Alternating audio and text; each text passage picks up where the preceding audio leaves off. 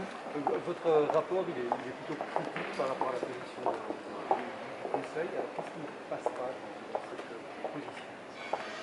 Écoutez, le Conseil a la fâcheuse tendance, dès lors qu'il s'agit du budget européen, d'être restrictif. Il a une attitude complètement schizophrène. En ce qui concerne ce que l'on appelle les engagements, c'est-à-dire les autorisations de dépenses, il donne cela assez facilement. Mais dès qu'il est question de crédit de paiement, il ferme les cordons de la bourse. Et donc c'est un des problèmes majeurs que nous avons avec le Conseil, c'est la difficulté qu'il a à donner les crédits qui permettent d'honorer les factures. Ça, c'est le premier problème que nous avons avec lui. Le deuxième problème que nous avons avec lui, c'est que sur un certain nombre de rubriques, il y a 5 rubriques dans le budget de l'Union européenne, il y en a 2 en tout cas, dans lesquelles nous estimons qu'il faut faire plus que ce que le Conseil propose. Un de ces chapitres-là est celui qui concerne l'aide internationale. Quand vous voyez la situation en Syrie maintenant, vous voyez la situation dans les pays voisins, il est clair qu'il y a des besoins en matière d'aide d'urgence pour les réfugiés dans les camps, si on veut éviter qu'ils prennent tous la route vers l'Union européenne. Et deuxièmement, nous estimons que le Conseil, avec la Commission, réduit trop les crédits de ce que l'on appelle la rubrique 1, c'est-à-dire là où on encourage les procédures, les processus d'innovation sur le plan industriel et des services. Vous avez dit le mot schizophrénie, c'est-à-dire qu'on a le sentiment que les États demandent de plus en plus à l'Europe, notamment à ses frontières, au contrôle, la sécurité, etc. Mais rechigne à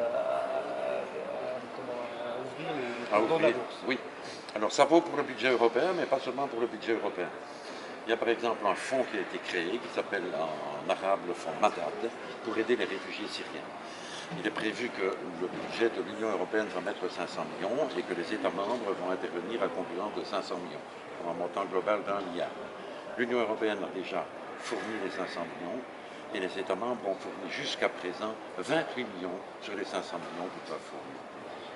Alors, sans nul doute, la position du texte sera amendée après-demain, mercredi. Ça ouvre alors une période de 3 semaines de négociation. Ça va être un véritable bras de fer.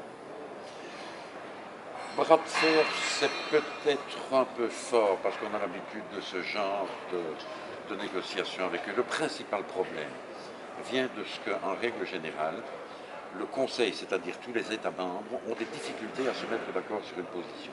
L'année dernière, par exemple, j'ai participé à 3 réunions au cours desquelles le Conseil n'avait rien à dire parce qu'il n'avait pas de position, il n'était pas parvenu à se mettre d'accord.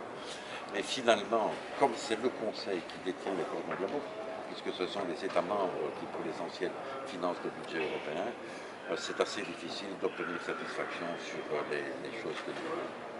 Alors, une dernière chose, donc on l'a dit, on a le sentiment d'année en année que le Parlement réclame des budgets supplémentaires, que l'Europe n'a pas les moyens de ses ambitions.